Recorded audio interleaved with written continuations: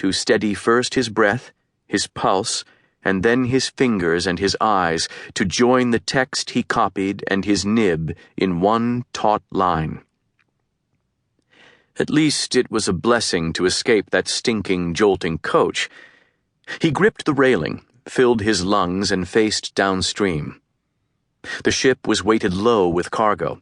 Passengers who had no railing clung to staves nailed to the central hold. They were mere specks upon the river rushing toward the sea. The vessel pitched and rolled, and he could feel the shiver of that mighty force beneath his feet. The river seemed to fling him backward, down, with every bend that hauled him closer to his home.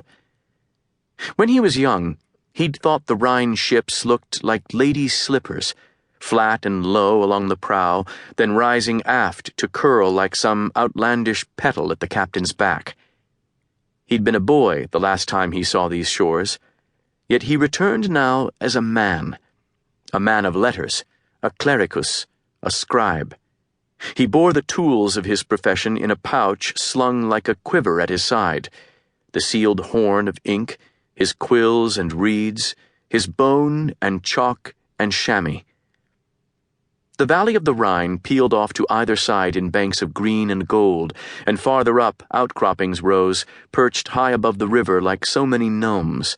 An ancient peaty smell mingled sickeningly with the pomades and the late September sweat of bodies crammed together at the rail. All he knew was that the matter was urgent. His father would not have called him back to celebrate the birth of his new son, although a child this late in life was wondrous news. Nor was he likely to have picked Peter a wife. First, get yourself established, Johann Fust had always said, and then you'll have your choice of brides. The only clue lay in a postscript in his looping hand. I've met a most amazing man.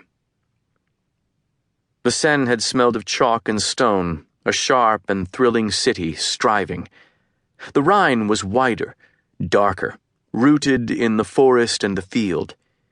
Peter breathed in its odor, the odor he had known most of his life. They were not far from Gernsheim now, where he'd been born and raised and tended sheep, where he'd been orphaned and then saved. Fleetingly he saw the farm and Father Paul. He never would forget the old priest's palsied paw, and then his own small fist, tracing out his letters in fulfillment of his mother's dying wish. He looked down at that very hand clamped now upon the railing, that hand that was the master of a dozen scripts. It was a perfect tool. With it he stood at the Sorbonne, right at the apex of the world. And what a world it was! Even decades later he could taste the feeling of that year of Jubilee. The Holy Roman Empire pulsed like a rich man with a fever, fearful, yet exalted at the prospect of the light. All Christendom hung in the balance, waiting. There was a new pope on St. Peter's throne, and some strange new spirit rising.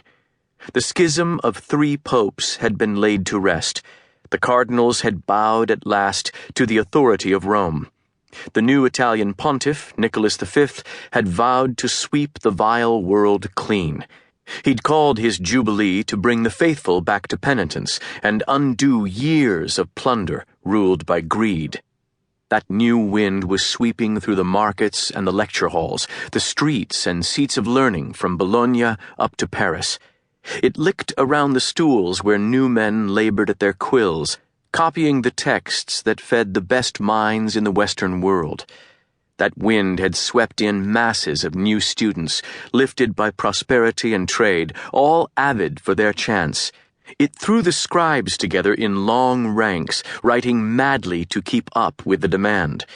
He'd felt the force of it up his own arm, lifting his eyes to heights he'd never dreamed, for he was one of these new men, these scholar scribes. And then the wind stalled, stopped short by the thick brown band of the Rhine. Peter watched the other trading boats, as thick as krill upon the water. Merchants, moneylenders, bureaucrats, and priests, all servants of Mammon as much as of God.